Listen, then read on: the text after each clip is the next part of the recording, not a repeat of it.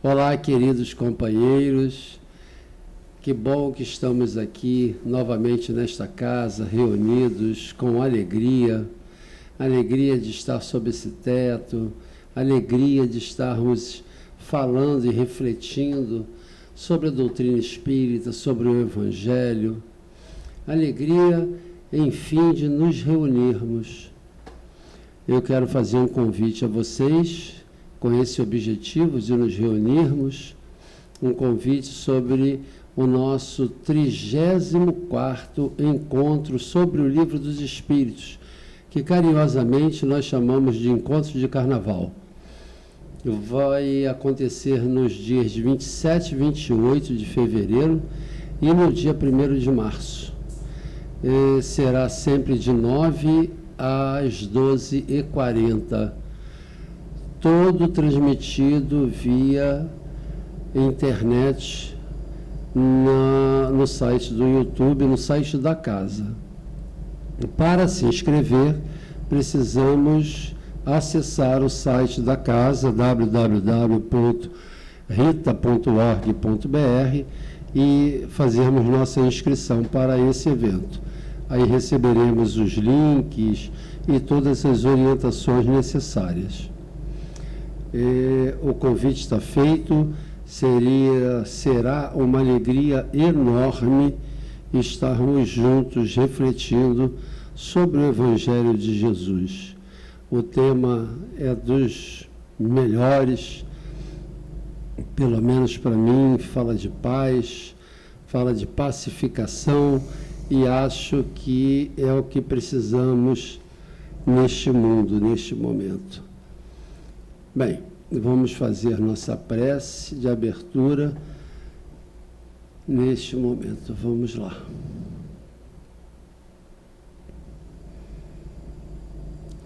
Jesus amado,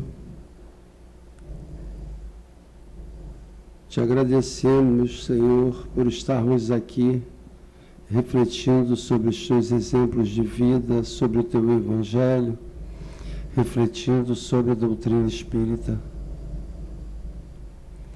Que nós possamos pacificar nossos corações para nos sintonizarmos com os espíritos que nos sustentem e nos dirigem nestas tarefas.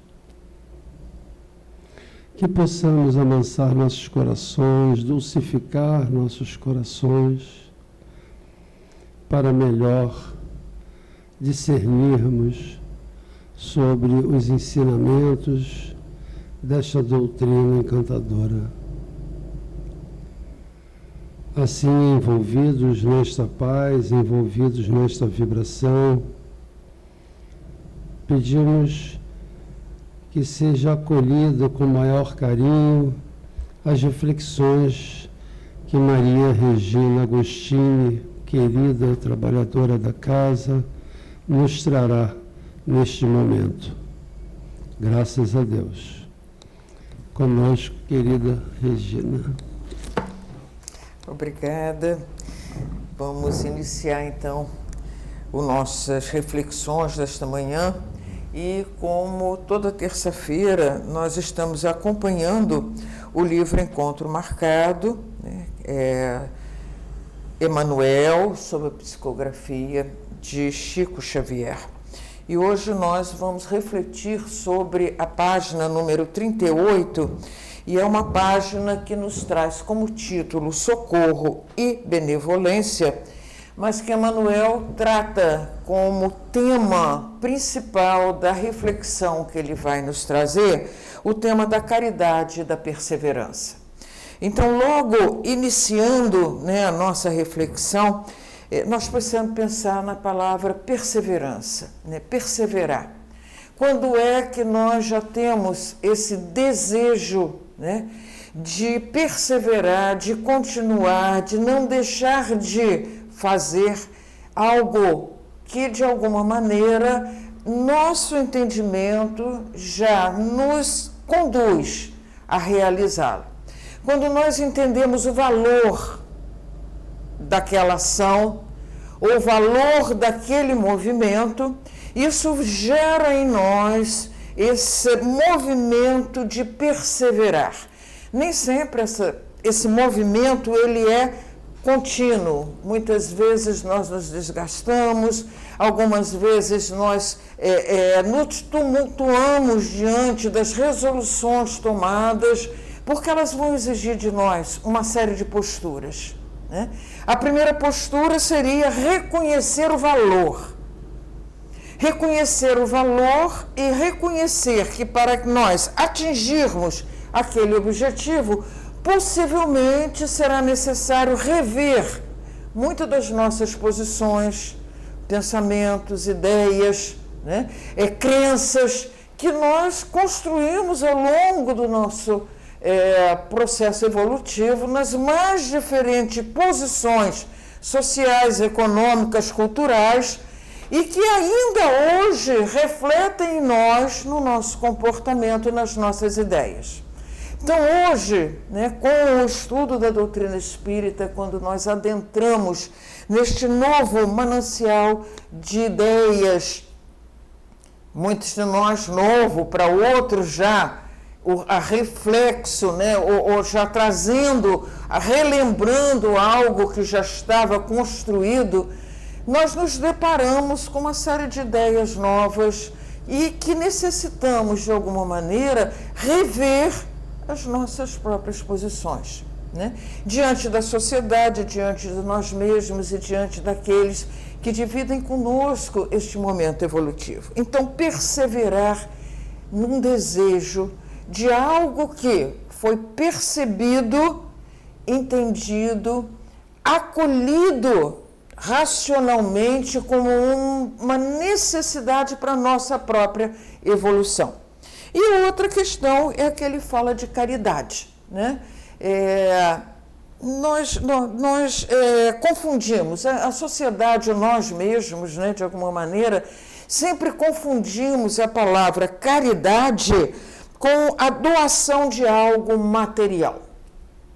Isso é algo que perpassa, né, em torno do pensamento da humanidade, nas religiões, né, sempre foi voltado muito no sentido de nós olharmos a caridade no atendimento às questões materiais, às dificuldades materiais que se apresentam na nossa sociedade.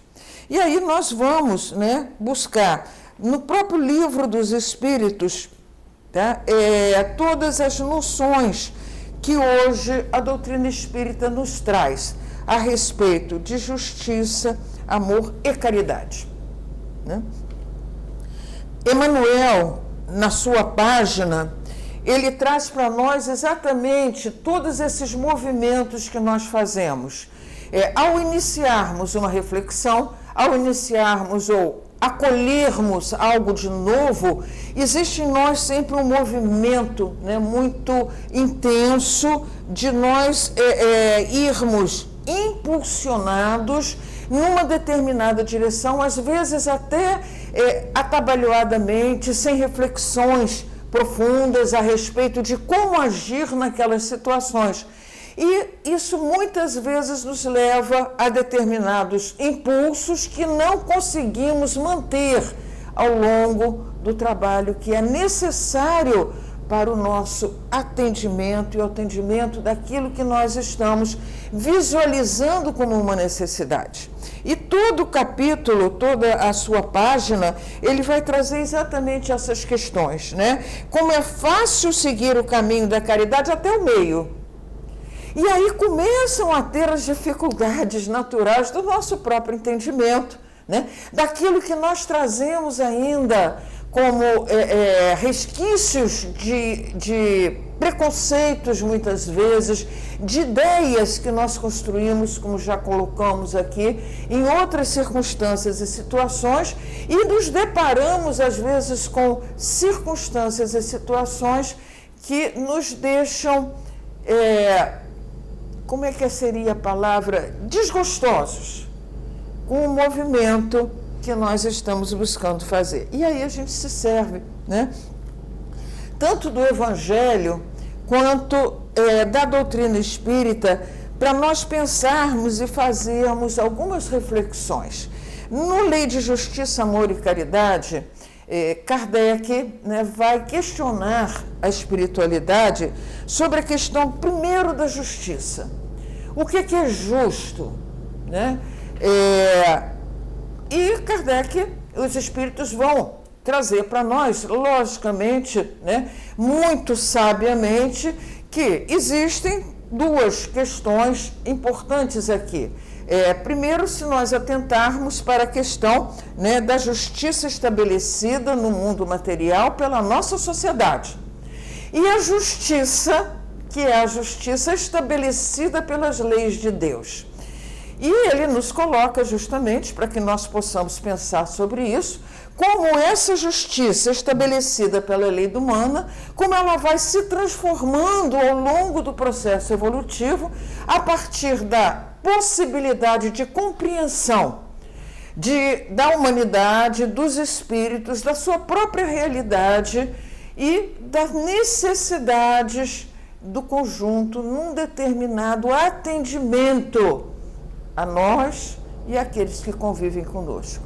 Então, quando nós olhamos, né, as leis que eram estabelecidas na sociedade, vamos dizer, nos séculos passados, hoje elas nos parecem absolutamente monstruosas, mas atendiam aquele processo naquele momento evolutivo. Mas existem outras leis, né, que são as leis divinas e naturais, que atuam no indivíduo, né, e que se superam as leis humanas. E Kardec, a espiritualidade traz, né, ela regula as leis humanas apenas as relações sociais, enquanto na vida privada, no nosso interior, na nossa consciência, há uma infinidade de atos que competem exclusivamente ao tribunal da nossa consciência. Então, aqui a gente tem já esse pensamento de consciência, né?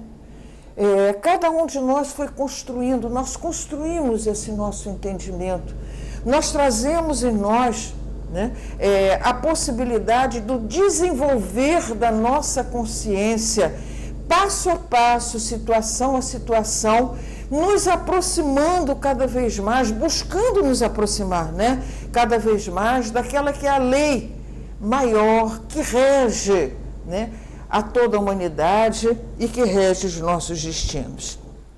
E aí, Kardec faz uma pergunta, né, que eu acho muito, muito boa, 879, né, que ele nos diz em relação à justiça, né? Depois, desculpem, eu fui além, né? Quando ele fala da justiça, ele vai falar basicamente de direitos e deveres, né?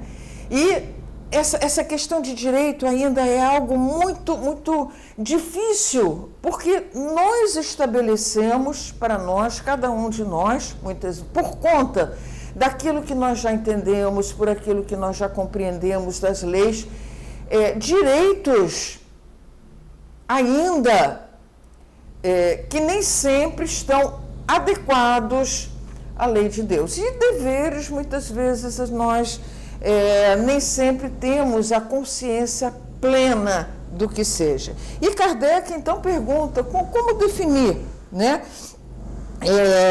a questão, qual a base para sermos justos, né, em relação ao direito, saber respeitar o nosso direito, o direito do próximo, até onde nós podemos ir. E Kardec coloca, né, que o nosso direito, a base do nosso direito, está relacionada ao direito do próximo. E ele diz: desejai para os outros o que quererias para vós mesmos. Isso é uma confusão. É uma confusão, porque para que nós possamos atender desta maneira, é preciso que nós nos coloquemos no lugar do outro. Nem sempre aquilo, né, que eu desejo para mim é o melhor e é o desejo do outro, na condição em que ele vive. E aí ele coloca uma coisa que é linda, porque ele diz, se não queres o mal para você, então é exatamente nesse movimento que a gente precisa agir. Querer o bem para o outro. E querer o bem, o que é o bem? Eu gosto de pensar, e a gente pode ir lá nas questões do bem e do mal. Parece simples, né? O bem é conforme a lei de Deus, o mal é tudo que é distante da lei de Deus. Isso abre amplas reflexões. E eu gosto de pensar, para mim, me faz bem, de alguma maneira me deu uma certa tranquilidade, né? Observar as consequências da nossa ação. Muitas vezes a consequência imediata de uma palavra que fere o outro, que a gente sente que feriu, né?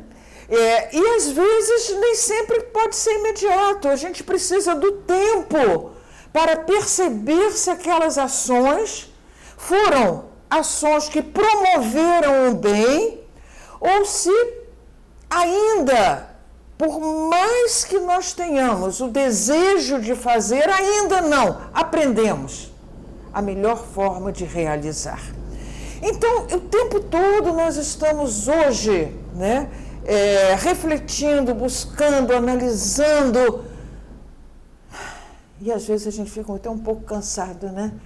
Mas não há outro, no meu entender, não há outro caminho, né? Porque é no envolvimento, é no olhar, é no perceber, é no ampliar as nossas reflexões, os nossos olhares sobre nós mesmos, sobre a sociedade, é que nós vamos adquirindo todo um senso de buscar ajudar da melhor maneira possível. E aí, lógico, né, que dentro dessas questões do direito, tem a questão que é 880, que é também uma outra questão que nos leva a infinitas reflexões. Qual é o primeiro de todos os direitos naturais do homem? Porque nós estamos falando do nosso direito aqui é o direito à vida, direito à vida é o direito natural. Do meu direito na sociedade, o meu direito no lar, o meu direito no trabalho, o meu direito... E Kardec vem perguntar qual de todos os direitos naturais, o primeiro, o direito de viver. E para viver, né, ninguém tem o direito de atentar contra a vida do seu semelhante. Aí a gente fala, contra a vida do meu semelhante é tirar a vida do corpo? O que é atentar contra a vida? É atentar contra toda uma estrutura, né, psíquica, porque a vida no corpo, lógico que ela é importantíssima e a gente não pode atentar contra ela, nem nós pessoalmente contra o nosso próprio corpo, quanto buscar atentar sobre o corpo de outras pessoas. Mas a vida é muito mais do que estar encarnado. Embora encarnado seja uma condição maravilhosa e importante neste momento evolutivo para o nosso crescimento. Mas podemos atentar contra a vida das mais diversas maneiras. E é aí que a gente pensa na questão 886, né, de como lidar com o outro, como acolher, como respeitar.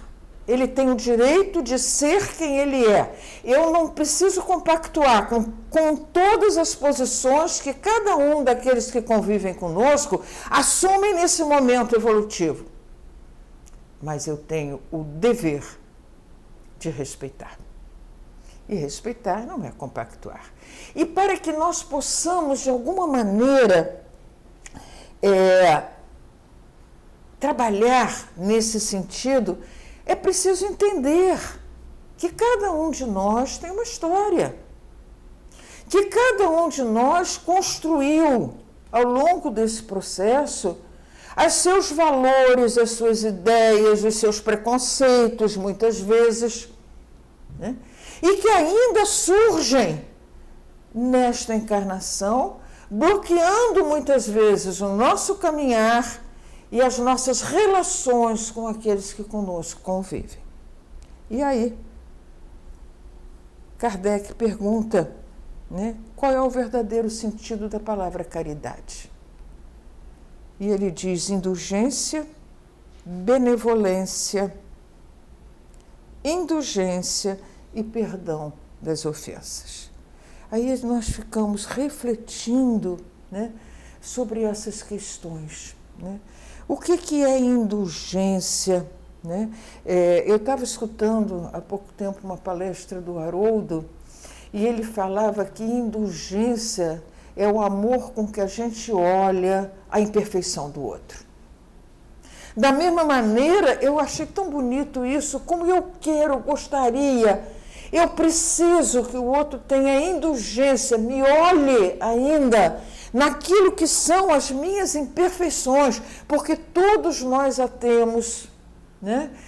Com esse olhar de amor, de bondade, né? Não é compactuando, não é. Mas entendendo que existe um processo e que cada um de nós está buscando realizar em si aquilo que necessita, né? Então, e o perdão das ofensas. Essas três situações, indulgência, benevolência, indulgência e perdão, elas cabem para todas as situações da vida, para todos os movimentos nossos que relacionamos como caridade, tanto na caridade material, quanto naquilo que seja a caridade que nós gostamos de dizer moral, né? No entendimento do movimento de cada um. Cabem todas. Quando eu vou movimentar-me no sentido de atender materialmente as penúrias que hoje a sociedade se apresenta, eu preciso ter benevolência e indulgência com as situações que podem surgir ao longo desse momento. Senão eu desisto. Eu culpo, eu cobro, eu julgo e não consigo estabelecer um olhar de amor, como Deus olha para nós da maneira como nós estamos. E o olhar de amor não é sentimento, olhar de respeito, é olhar de compreensão. Nem sempre ele nos leva a atender ao desejo do outro, mas nos leva a ter compaixão. Eu gosto muito da palavra misericórdia, né, porque são algumas posições, né, que nos dizem sobre olhar a miséria com o coração. Tanto a miséria dos sentimentos, das ideias, das posições, dos preconceitos, né? Quanto a miséria material, que hoje nós estamos, né, sendo confrontados por ela diariamente, né? Tem sido um momento difícil no nosso caminhar, né?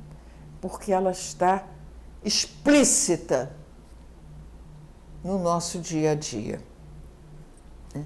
E olhar essas questões com esse movimento nos leva a ir adiante, a perseverar, a buscar em nós algumas forças que possam ser capazes de nos auxiliar nesse caminho. Caridade é atender o direito do outro, no meu entendimento, é o nosso dever moral de atender o direito do outro. Com indulgência, benevolência e o perdão das ofensas, né? Daquela ofensa imediata, daquela criatura na rua que te ofende, né? Aquela criatura que quando você não consegue de alguma maneira auxiliar naquele momento, diz, vai com Deus, Deus te abençoe, é uma ofensa, né? É claro que em muitos deles isso é um movimento de cobrança, né? Em outros talvez não, talvez já seja, olha como a gente julga, né? O movimento dos outros sem compreensão e sem buscar, né? E sem buscar não, sem a possibilidade de ir além daquilo que são as aparências que estão se apresentando para nós. Há pouco tempo, nós temos hoje, lá na comunidade da Rocinha, nós temos, por conta da pandemia, nós iniciamos um trabalho que é um trabalho em que toda sexta-feira, como nós ficamos quase 5 meses, de março a setembro, sem estarmos presentes na comunidade em 2020, nós buscamos iniciar um trabalho de, a cada sexta-feira, mandar para um grupo, nós temos um grupo de WhatsApp de mais de 300 companheiros da casa, né? Então, toda sexta-feira, nós mandávamos uma mensagem, fazíamos uma breve reflexão, como todo grupo, né, que trabalhava nas palestras, de mês em mês nós mandávamos uma palavra, algo que pudesse confortar aquelas pessoas, né, em relação à circunstância de nós não estarmos podendo atender, né, a esse acolhimento das dificuldades íntimas, porque materialmente a casa estava atendendo. Mensalmente a casa dava uma cesta, né? Muitas vezes 2 cestas, dependendo das famílias. Mas aquele acolhimento, aquela palavra, aquele escuta da dor que estava superlativa em muitas situações, não estava sendo possível realizar. E numa desses vezes nós encontramos uma página de Emmanuel, né, que é justamente, todo o seu capítulo está no Evangelho segundo o Espiritismo, no capítulo 23, 22, mas que também está nos falando sobre as questões desse nosso movimento com o outro, né? E ele fala assim, ante a família maior. É o título, né, que está no livro Estude Vida também. E Emmanuel, ele traz para nós, né, toda uma reflexão em que ele diz, se podes transportar as dificuldades que te afligem num corpo robusto e razoavelmente nutrido, reflete naqueles nossos irmãos da família maior que a penúria vergasta, né? Então, aqui ele vai trazer para nós essa noção, né, que a penúria, mas não é só a penúria do corpo, é a penúria dos sentimentos, é a penúria do entendimento, é a penúria ainda das posições que nós ainda assumimos, por conta das imperfeições que nós trazemos, por conta de uma história, às vezes, extremamente dolorosa e doída ao longo do passado, por conta de traumas que nós trouxemos. Não é só o atendimento, né? Ele nos chama muita atenção para isso. E eu me lembrei, inclusive, na Fora da Caridade e Nossa Salvação, quando na passagem de Mateus, né, que é o capítulo 20 e capítulo, eu nunca sei isso de cor, mas é o capítulo 25, quando ele fala dos benditos do meu Pai, que ele enumera da seguinte maneira, né? Deste de comer, sede, deste de beber, teto, hospedastes, vestiste, e a gente sempre tem esse movimento de achar que isso é material. Não é. É tanto o atendimento da fome física como da fome espiritual. da sede espiritual, não só a sede física, mas da sede espiritual. Quando eu estou desalentado, né, muitas vezes, sem teto, que me possa permitir, é o acolhimento que a gente dá, dando um teto espiritual, um teto de sentimento, um teto de amor. Então, é expandir a letra para aquilo que, de alguma maneira, hoje nós já temos possibilidade de compreender. E ele coloca assim, diante deles, dessa falante, a família maior, ele diz, não permitas que considerações de natureza inferior te cerrem as portas do sentimento. Porque nós trazemos ainda as nossas imperfeições, os nossos preconceitos, as nossas razões íntimas, os nossos pontos de vista, e que muitas vezes queremos impor àqueles que convivem conosco. Aí ele diz assim, se algo possuis para dar, não atrases a obra do bem e nem te baseies nas aparências para sonegar-lhes a cooperação. As aparências, né? Quantas e quantas vezes nós nos mantemos naquilo que vem como uma aparência, pela dificuldade que o outro tem de se expor muitas vezes.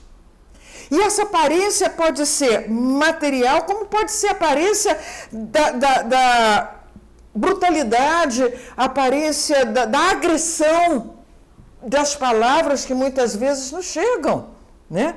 Aí ele diz assim, aceitemo-los como sendo tutores paternais, ou filhos inesquecíveis largados no mar da alta experiência terrestre, e que a maré da aprovação nos devolve, qual se fôssemos para eles o cais da esperança. Em qualquer situação, tudo aquilo que a gente pode realizar pelo outro. Aí ele diz assim, muitos chegam agressivos. E quando a gente fala isso, é o agressivo do meu filho, é o agressivo daquele que divide comigo o lar, é o agressivo no trabalho, é o agressivo que está vivendo na rua, é o agressivo do trabalho assistencial que nós estamos buscando realizar. Qualquer tipo, né?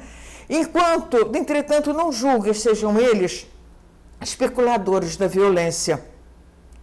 Impacientaram-se na expectativa de um socorro que lhes afigurava impossível e deixaram que a desesperação os enseguecesse. Quantas vezes nós não agimos também, né?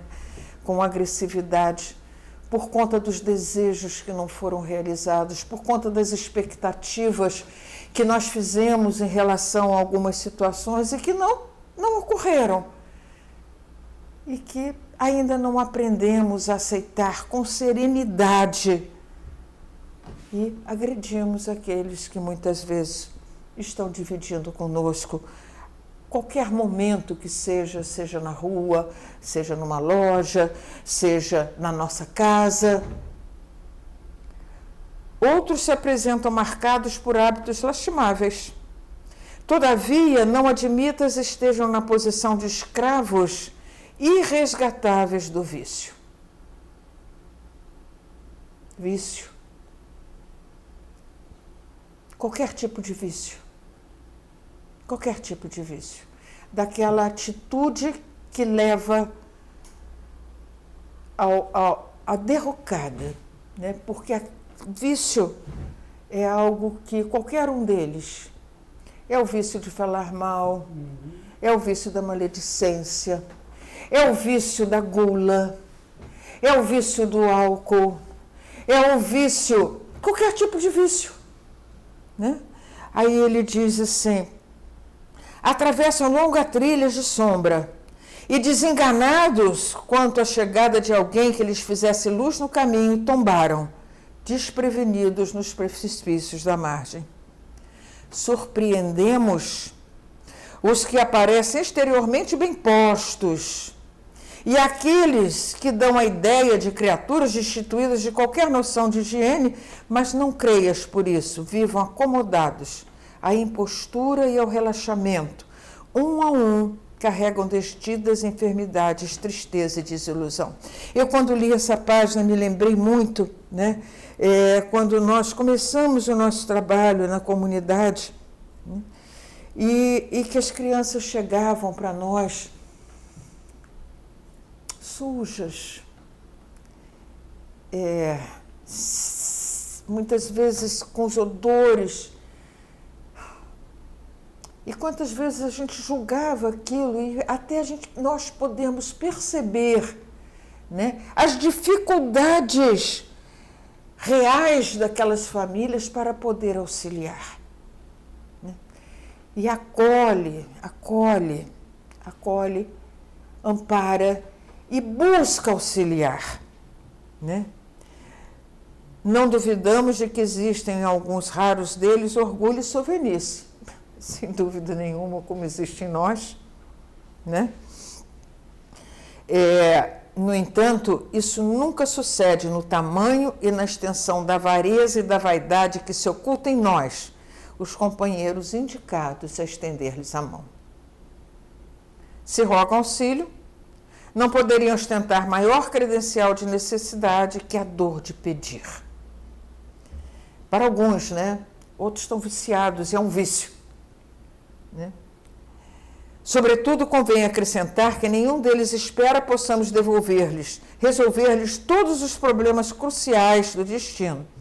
Solicitam somente essa ou aquela migalha de amor, afeição do peregrino sedento, que suplica um copo de água para ganhar energia e seguir adiante.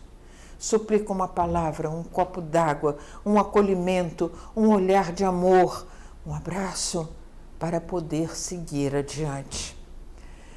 Esse pede uma frase de bênção, aquele um sorriso de apoio, outro mendiga um gesto de brandura ou um pedaço de pão.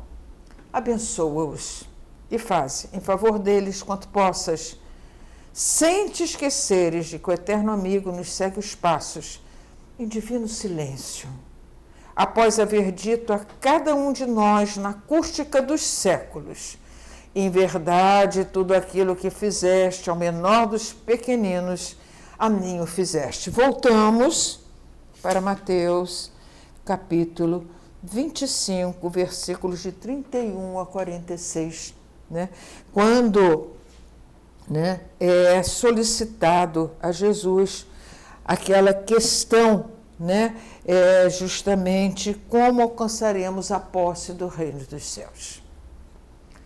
Então, companheiros, muita coisa para aprender nesse momento encarnatório nosso, né?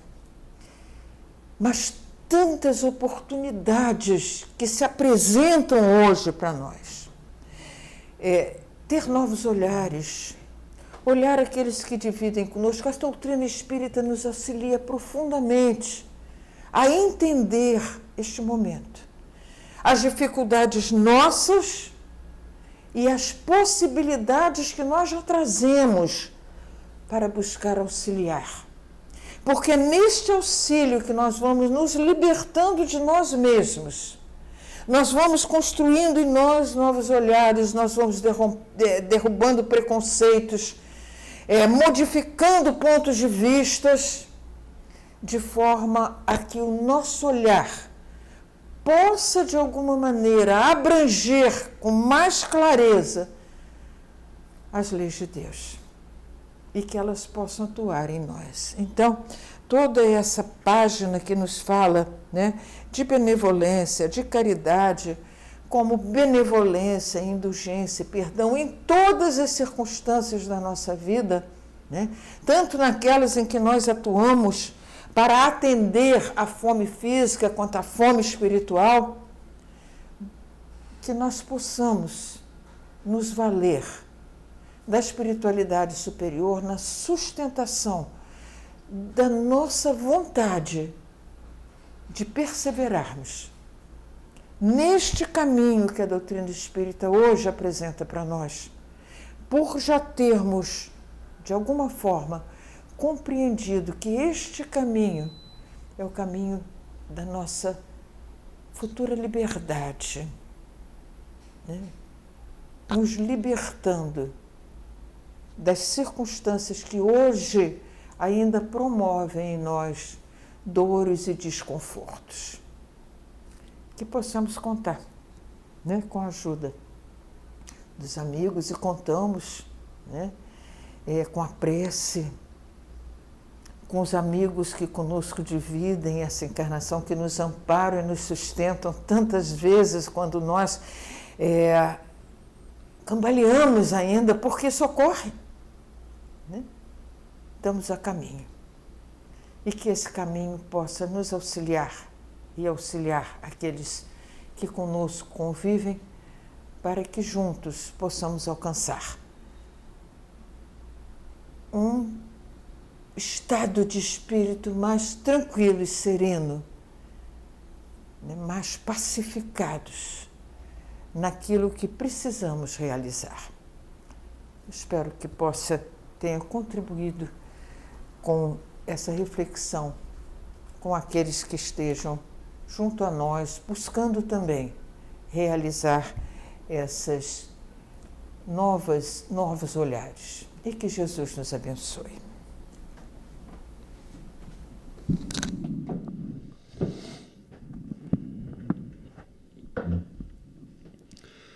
Que Jesus nos abençoe.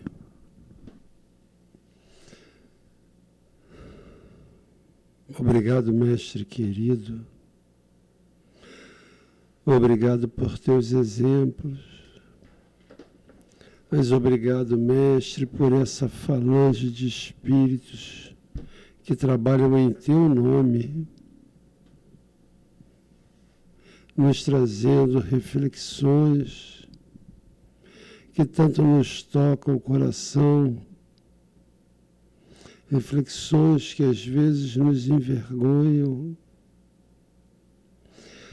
mas pedimos a Ti, mestre querido, pedimos a esses espíritos tão benevolentes, tão amorosos, que nos sustentem nesses momentos mais difíceis, quando cambaleamos nos nossos julgamentos, nos nossos preconceitos. Ó Jesus, nos ajuda a nos livrar desses sentimentos. Ajude-nos a olhar nosso irmão como irmão. Ajude-nos a viver com mais alegria, mais boa vontade, mais caridosos, como nos trouxe Regina.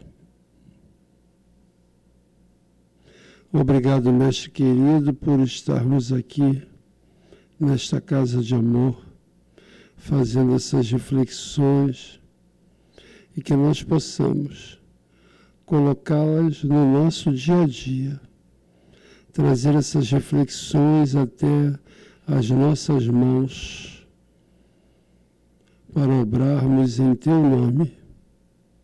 Obrigado, mestre querido. E assim pedimos licença a esses espíritos tão amorosos desta casa. Pedimos licença a Maria de Nazaré, a Rita de Cássia. Pedimos licença a Ti, mestre querido, mas principalmente a Deus, nosso Pai, para darmos por encerradas essas reflexões. Graças a Deus.